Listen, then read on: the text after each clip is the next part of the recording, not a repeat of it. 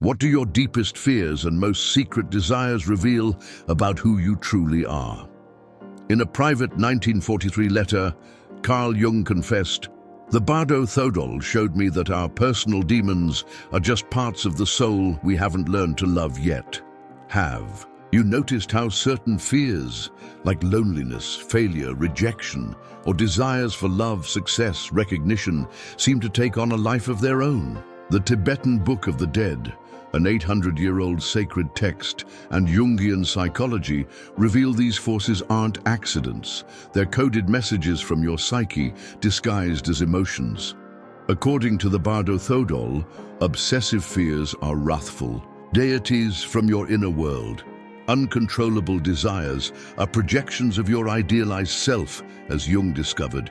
Repetitive patterns are karmic cycles of your own mind. By the end of this journey, you'll 1. Decode the secret language of your fears, desires, with a Jungian Tibetan technique. Now, transform projections into self-knowledge through a 3-step ritual. 3. Reclaim psychic energy trapped in repetitive patterns. This isn't a video about spirituality or psychology. It's a survival manual for anyone tired of being held hostage by their own emotions. What if everything you avoid and everything you crave are just two sides of the same coin, a coin you minted? The mirror of the Bardo. What if you discovered your greatest fears and desires aren't about the world, but about parts of yourself you've never dared to face? In 1935, while writing the preface to the Bardo Thodol, Jung revealed something few have read. This book doesn't speak of others' death, but of the life we refuse to live within ourselves. Today, you'll understand why this 800-year-old Tibetan text remains psychology's most precise map of the psyche. Your mind is like a moonlit lake, where shadows and light dance on the water's surface. In its depths live creatures you don't even know exist, fears disguised as phobias, desires masquerading as love. The Bardo Thodol calls these creatures deities. Jung called them shadow archetypes. Both were right. Case 1. Pedro had crippling arachnophobia, until analysis revealed that at age 5, a scorpion stung him while his violent father laughed at his pain. His fear wasn't of spiders, but of the abandoned child in his unconscious. As the Bardo Thodol warns, the monster you see guards an unwept wound. Case 2. Anna spent fortunes on shoes until she realized her hidden desire wasn't for footwear, but for permission to shine, something her impoverished mother never had.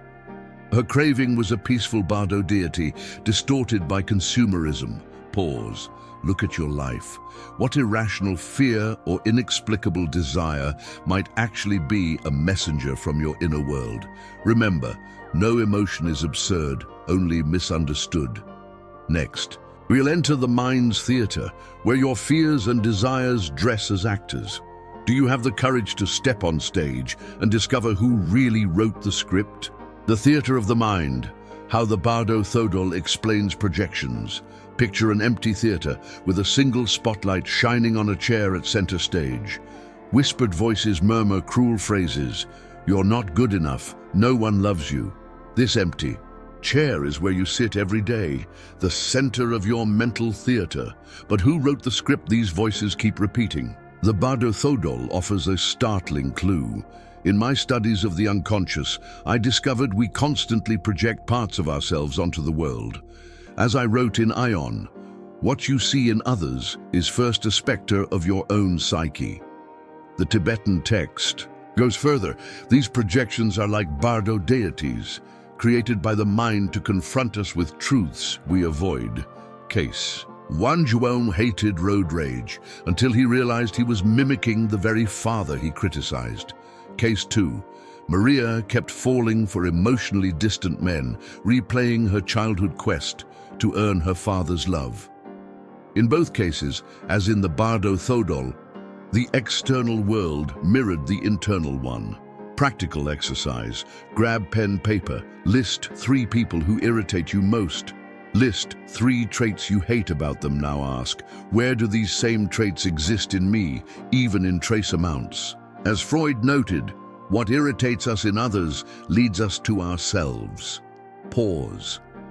Take a deep breath. These projections aren't mistakes. They're gifts in disguise. Each holds a part of you, crying for integration. Are you ready to reclaim them? In our next act, we'll explore the Bardo's wrathful deities, those inner monsters we fear most. But remember, as I wrote in 1937, the dragon guarding our treasure only seems frightening until we name it. The wrathful deities, anatomy of hidden fears, Carl Jung offers a revelatory perspective. In the silence of the human mind dwell creatures rarely confronted. The Bardo Thodol calls them wrathful deities, terrifying manifestations that appear after death to challenge consciousness. But Jung discovered something deeper. These monsters aren't external entities. They reside within each individual, guarding the rejected parts of the self. In 1938, Jung analyzed a patient who repeatedly dreamed of dragons. The man feared these creatures until noticing a crucial detail. Each dragon bore a letter, D-E-C-J-O, desire. His fear wasn't of the monsters, but of his own repressed longing for freedom. As Jung recorded in Ion, the shadow isn't an enemy, it's the part of us orphaned from love. The Bardo Thodol clarifies that these wrathful deities, with their sharp fangs, flames, and furious eyes, are mind-made. They personify everything, denied and repressed, fear of abandonment, contained rage, deep insecurities. They only become threatening when perpetually avoided. Practical exercise. Identify your most irrational fear. Visualize it as a Tibetan deity, its shape, color, texture. Give it a true name. As the Bardo teaches, the first step to mastering a demon is to call it by its real name. Jung's crucial revelation.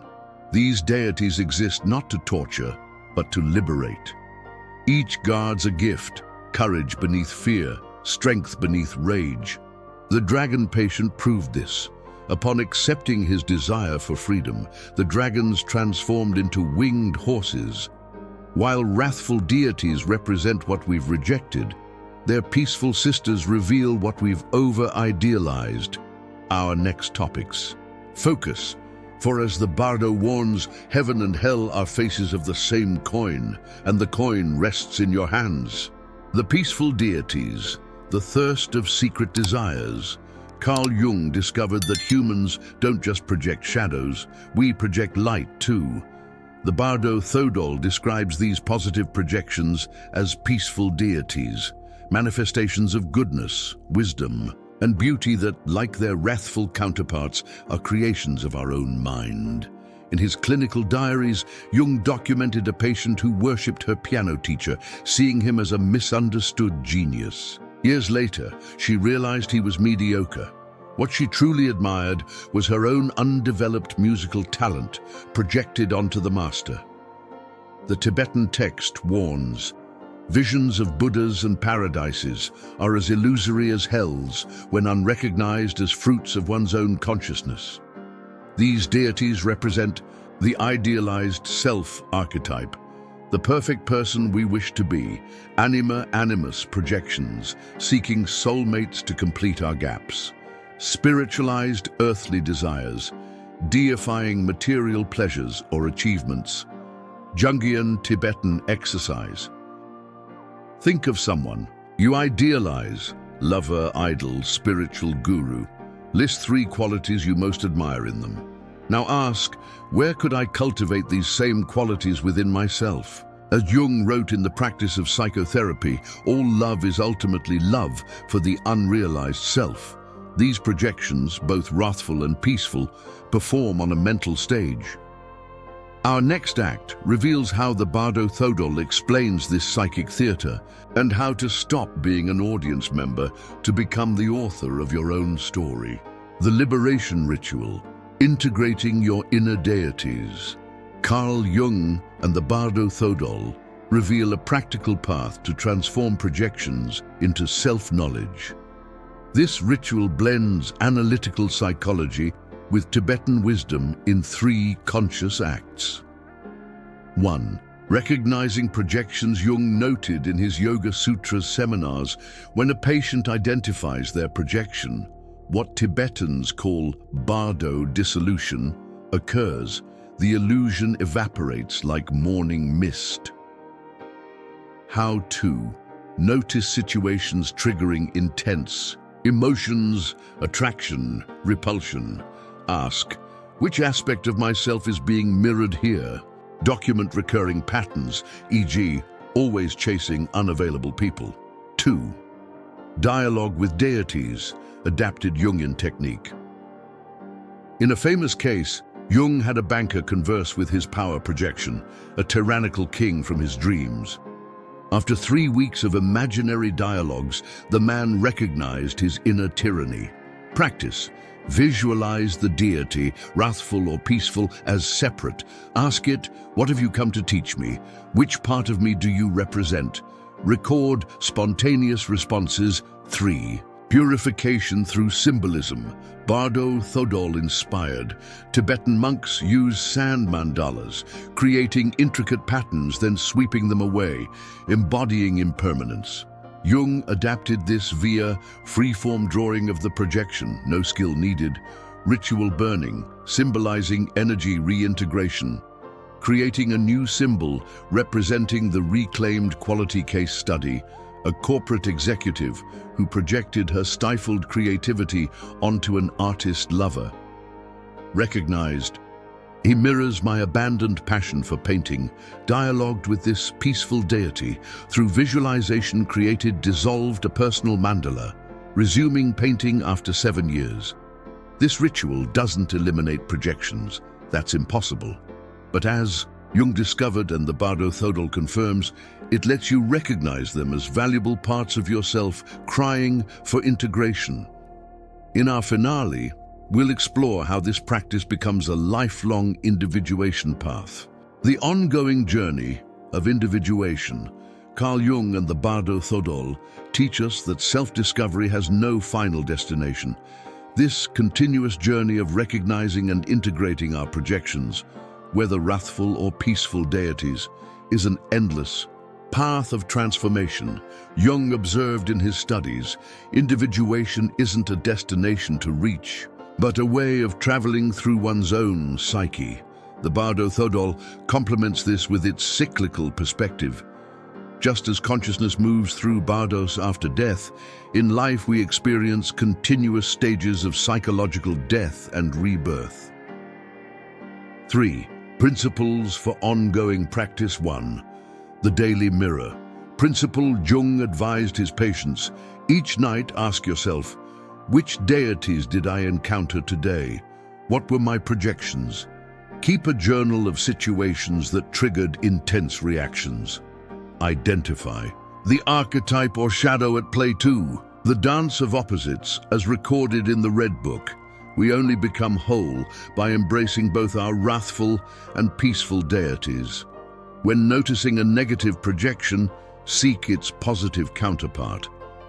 Example: if projecting anger, look for your repressed compassion. 3. The ritual of continuous transformation, adapted from Tibetan practice. Monthly, create a symbol, drawing object, representing an integrated projection. Ritually release it, bury, burn, cast into water. Celebrate the reclaimed psychic energy. Real-life case, 1957. A Western Buddhist monk who studied with Jung reported recognized his spiritual inferiority projections onto Tibetan masters. Through inner dialogue, reclaimed his spiritual authority, developed a unique practice honoring both his Western roots and Dharma. Jung concluded his Bardo Thodol preface with this revelation. This text isn't about the body's death, but about dying to the illusions that prevent us from living fully. Your next steps. Keep observing daily projections. Practice these exercises regularly. Remember, every encounter with your inner deities is a growth opportunity. What part of yourself previously projected onto the world are you ready to recognize and welcome home today? The alchemy of self-discovery. Carl Jung and the Bardo Thodol have revealed that your fears are wrathful deities, exiled parts of yourself crying for integration. Your burning desires are peaceful deities, unrealized potential seeking expression. The three-step ritual, recognize, dialogue, transform, breaks mental karmic cycles. Nothing in the external world holds power equal to the forces already dwelling in your psyche. Jung taught that true courage isn't about facing the world, but embracing the shadow creatures in our psychic basement. When we welcome them, we discover they were angels in disguise. The Bardo Thodol adds this final key: the last obstacle to freedom is believing you're not already free. Everything you seek is within you. You just need to learn the language your fears and desires speak. Your next chapter starts now. Subscribe for weekly deep dives into psychology and ancient wisdom. Comment, I'm ready to declare your commitment to self-discovery. Take the 7-day challenge. Choose one fear, desire uncovered. Today, apply the 3-step ritual. Return and share. Which part of yourself came home? You're neither victim of your fears nor prisoner of your desires. As Jung and Tibetan sages knew, you are both the artist and the artwork, the dreamer and the dream. The journey continues, but now you can read the map. See you in the next video. Until then, keep dialoguing with your deities.